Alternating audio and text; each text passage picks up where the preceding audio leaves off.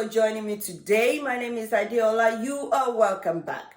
And today I will continue reading from where I stopped in the last video. I read Chinua Achebe's Things Fall Apart, and today I will be reading chapter 2. So if you would like to watch me reading chapter 1, it is linked in the description below. And I would like for you to follow me closely so we can do this together. All right, stay tuned. Don't go nowhere.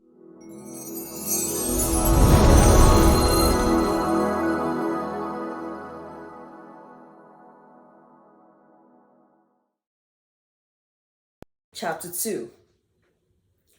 Okonkwo had just blown out the palm oil lamp and stretched himself on his bamboo bed when he heard the organ of the town crier piercing the still night air. Gum, gum, gum, gum, boomed the hollow metal. Then the crier gave his message, and at the end of it beat his instrument again. And this was the message. Every man of warfare was asked to gather at the marketplace tomorrow morning. Okonkwo wondered what was amiss, for he knew certainly that something was amiss. He had discerned a clear overtone of tragedy in the crier's voice, and even now he could still hear it as it grew dimmer and dimmer in the distance. The night was very quiet. It was always quiet except on moonlight nights. Darkness held a vague terror for those people, even the bravest among them. Children were warned not to whistle at night for fear of evil spirits. Dangerous animals became even more sinister and uncanny in the dark. A snake was never called by its name at night because it would hear. It was called a string. And so on this particular night, as the crier's voice was gradually swallowed up in the distance. Silence returned to the world, a vibrant silence made more intense by the universal trill of a million forest insects. On a moonlight night, it would be different. The happy voices of children playing in open fields would then be heard, and perhaps those not so young would be playing in pairs in less open places, and old men and women would remember their youth. As the Igbo say, when the moon is shining, the cripple becomes hungry for a walk. But this particular night was dark and silent, and in all the 9 villages of Warfare, a town crier with his organ asked every man to be present tomorrow morning. Okonkwo, on his bamboo bed, tried to figure out the nature of the emergency. War with a neighboring clan? That seemed the most likely reason, and he was not afraid of war. He was a man of action, a man of war. Unlike his father, he could stand the look of blood. In Morpheus' latest war, he was the first to bring home a human head. That was his 5th head, and he was not an old man yet. On great occasions, such as the funeral of a village celebrity, he drank his palm wine from his first human head. Wow. In the morning, the marketplace was full. There must have been about 10,000 men there, all talking in low voices. At last, Ogwefi Eziogo stood up in the midst of them and bellowed 4 times. Umofia Kwenu. On each occasion, he faced a different direction and seemed to push the air with a clenched fist. And 10,000 men answered, "Yeah," each time. Then there was perfect silence. Ogwefi Eziogo was a powerful orator and was always chosen to speak on such occasions. He moved his hand over his white head and stroked his white beard. He then adjusted his cloth, which was passed under his right armpit and tied above his left shoulder. "Umofia Kwenu," he bellowed a 5th time, and the crowd yelled in answer. And then suddenly, like one possessed, he shot out his left hand and pointed it in the direction of Mbaino and said, through gleaming white teeth, firmly clenched, "Those sons of wild animals have dared to murder a daughter of Umofia." He threw his head down and gnashed his teeth and allowed a murmur of suppressed anger to sweep the crowd. When he began again, the anger on his face was gone, and its place, a sort of smile hovered, more terrible and more sinister than the anger. And in a clear, unemotional voice, he told Umuofia how their daughter had gone to the market at Mbino and had been killed. That woman, said Ezeugo, was the wife of Ogbuefi Udo, and he pointed to a man who sat near him with a bowed head. The crowd then shouted with anger and thirst for blood. Many others spoke, and at the end it was decided to follow the normal course of action. An ultimatum was immediately dispatched to Mbino, asking them to choose between war on the one hand and on the other the offer of a young man and a virgin as a compensation. Umuofia was feared by all its neighbors. It was powerful in war and in magic, and its priests and medicine men were feared in all the surrounding country. Its most potent war medicine was as old as the clan itself. Nobody knew how old, but on one point there was general agreement. The active principle in that medicine had been an old woman with one leg. In fact, the medicine itself was called Agadi Nwayi, or old woman. It had its shrine in the center of Umuofia, in a cleared spot, and if anybody was so foolhardy as to pass by the shrine after dusk, he was sure to see the old woman hopping about. That's scary.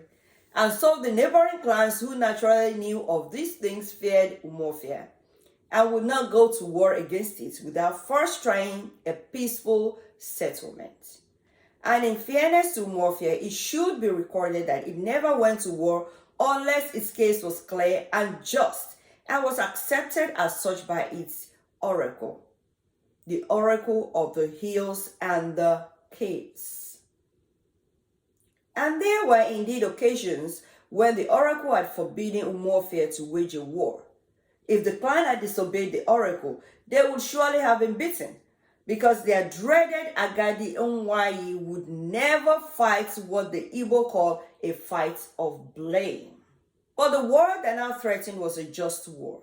Even the enemy clan knew that. And so when Okonkwo of Umuofia arrived at Mbino as the proud and imperious emissary of war, he was treated with great honor and respect. And 2 days later, he returned home with a lad of 15 and a young virgin. The lad's name was Ikemefuna, whose sad story is still told in Umuofia unto this day. The elders, or Indichi, met to hear a report of Okonkwo's mission. At the end, they decided, as everybody knew they would, that the girl should go to Ogbuefi Udo to replace his murdered wife. As for the boy, he belonged to the clan as a whole, and there was no hurry to decide his fate. Okonkwo was therefore asked to, on behalf of the clan, to look after him in the interim. And so for 3 years, Ikemefuna lived in Okonkwo's household. Okonkwo ruled his household with a heavy hand. His wives, especially the youngest, lived in perpetual fear of his fiery temper. And so did his little children. Perhaps down in his heart, Okonkwo was not a cruel man, but his whole life was dominated by fear. The fear of failure and of weakness. It was deeper and more intimate than the fear of evil and capricious gods and of magic. The fear of the forest and of the forces of nature, malevolent, red in tooth and claw. Okonkwo's fear was greater than this. It was not external, but lay deep within himself. It was a fear of himself, lest he should be found to resemble his father. Even as a little boy, he had resented his father's failure and weakness. And even now, he still remembered how he had suffered when a playmate had told him that his father was Agbala. That was how Okonkwo first came to know that Agbala was not only another name for a woman, it could also mean a man who had taken no title. And so, Okonkwo was ruled by one passion, to hate everything that his father Onoka had loved. One of those things was gentleness, and another was idleness. During the planting season, Okonkwo worked daily on his farms from cockcrow until the chickens went to roost. He was a very strong man and rarely felt fatigue. But his wives and young children were not as strong, and so they suffered, but they dared not complain openly. Okonkwo's first son, Nwoye, was then 12 years old, but was already causing his father great anxiety for his incipient laziness. At any rate, that was how it looked to his father, and he sought to correct him. Constant nagging and beating, and so Nwoye was developing into a sad-faced youth. Okonkwo's prosperity was visible in his household. He had a large compound enclosed by a thick wall of red earth in his household. He had a large compound enclosed by a thick wall of red earth. His own hut, or obi, stood immediately behind the only gate in the red walls. Each of his 3 wives had their own huts, which together formed a half moon behind the obi. The barn was built against one end of the red walls, and long stacks of yams stood out prosperously in it. At the opposite end of the compound was a shed for the goats, and each wife built a small attachment to her hut for the hens. Near the barn was a small house, the medicine house, or shrine, where Okonkwo kept the wooden symbols of his personal god and of his ancestral spirits. He worshipped them with sacrifices of kola nuts, food, and palm wine, and offered prayers to them on behalf of himself, his 3 wives, and 8 children. So when the daughter of Morphia was killed in Mbaino, Ikemefuna came into Okonkwo's household. When Okonkwo brought him home that day, he called his most senior wife and handed him over to her. He belongs to the clan, he told her, so look after him. Is he staying long with us? She asked. Do what you are told, woman, Okonkwo thundered and stammered. When did you become one of the Indichi of Umuofia? And so Nwoye's mother took Ikemefuna to her hut and asked no more questions. As for the boy himself, he was terribly afraid. He could not understand what was happening to him or what he had done. How could he know that his father had taken a hand in killing a daughter of Umuofia? All he knew was that a few men had arrived at their house, conversing with his father in low tones, and at the end he had been taken out and handed over to a stranger. His mother had wept bitterly, but he had been too surprised to weep, and so the stranger had brought him and a girl a long, long way from home, through lonely forest paths. He did not know who the girl was, and he never saw her again. Touching stories. So I will start from Okonkwo himself, a very tough man, feared by his own family members. There are so many men like that today. Their children, their wives, they fear them. They can't even look into their eyes and ask them a question because of fear. This man is like this because he did not want to be like his father. He hated the guts of his father. So he wanted to be the opposite because he says to himself, I am not a coward, because that's what they called his father. So how many men are out there today terrorizing their families because they themselves knew deep down within them that they are afraid? Whatever it is you are afraid of, that is you. Deal with it in your own way. Stop terrorizing people around you, especially your family members. You have beautiful children. You have a wonderful wife, I know. You need to talk to yourself. You need to see a therapist if there is a need for that. Because these people you brought into the world, your children, or the wife you married, do not deserve to be treated in that way. I know a lot of people who have gone through, a situation like this, and they fear going home. They fear their father. They can't even do anything. They can't say, and they cannot be free to share whatever they are going through because their father will not be there for them. Their father will not listen. So if you're a man like that and you're watching this show, you need to change. And if you have a father like that, you need prayers.